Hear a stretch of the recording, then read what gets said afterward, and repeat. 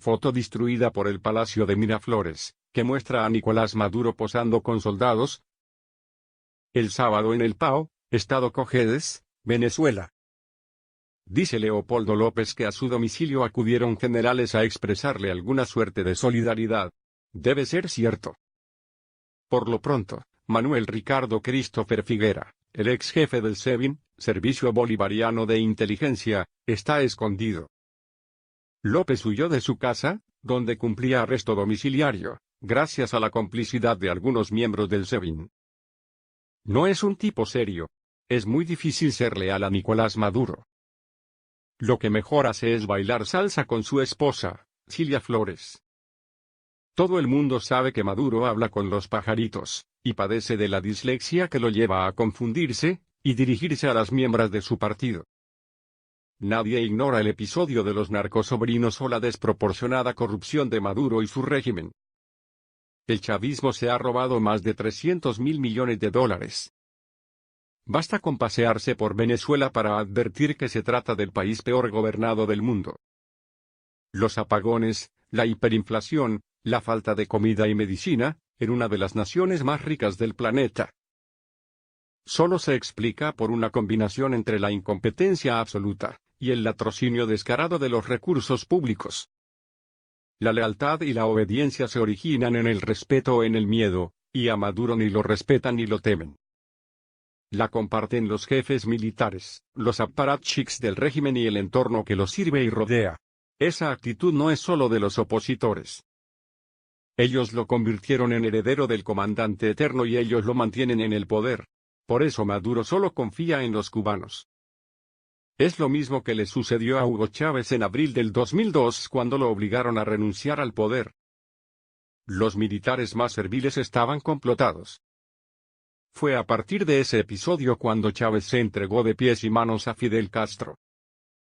No existía respeto ni miedo por parte del dictador cubano, pero sí había una lealtad tarifada. Muerta Ubre Blanca, la vaca lechera de Fidel, Chávez era el reemplazo. Fidel lo despreciaba, pero lo necesitaba.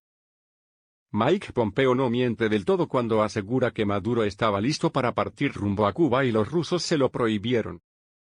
Eso, seguramente, se lo comunicó una fuente venezolana de alto rango a su handler de la CIA.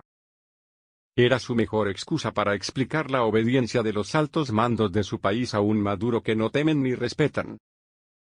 Donde se equivoca John Bolton, asesor de seguridad nacional de Estados Unidos, es cuando afirma que los militares no dispararán contra el pueblo. Los ejércitos, mientras se conserva la estructura de mando, son máquinas disciplinadas de matar.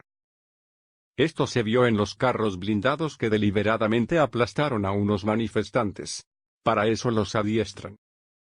Los experimentos de Milgram y Zimbardo, además, no dejan lugar a dudas. Basta una orden de la autoridad para que casi siempre desaparezcan los juicios morales de quienes tienen que cumplirla. Esta siniestra característica de los seres humanos se hizo evidente en los campos de concentración durante la Segunda Guerra Mundial. El asesinato y la vileza están al alcance de cualquiera. Los ejércitos matan y destripan si se ven conminados a ello. El fenómeno desaparece cuando se rompe la cadena de mando. Pude experimentarlo cuando Fulgencio Batista huyó del poder la noche del 31 de diciembre de 1958. Al día siguiente, el 1 de enero de 1959, nos detuvo una patrulla de la policía tras una monstruosa violación de las normas de tránsito. 4 muchachos íbamos en el auto por la acera llenos de felicidad por la fuga del dictador. Ese día nos trataron con cortesía. La víspera nos hubieran disparado. Nos recomendaron respetuosamente que fuéramos por la calle, nos pidieron los brazaletes revolucionarios y saludaron militarmente. Se había roto la cadena de mando.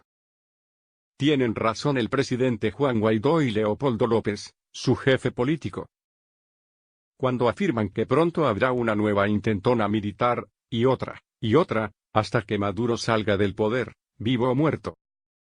No lo temen ni lo respetan. Pero para lograrlo es muy conveniente que los venezolanos no abandonen las calles, y que ignoren la propuesta de Vladimir Padrino López, hoy el hombre de La Habana, salir de Maduro. pero a cambio de la no intervención extranjera. Esa obscena propuesta significaría la permanencia de la narcodictadura, como señala el analista Jorge Río Pedre.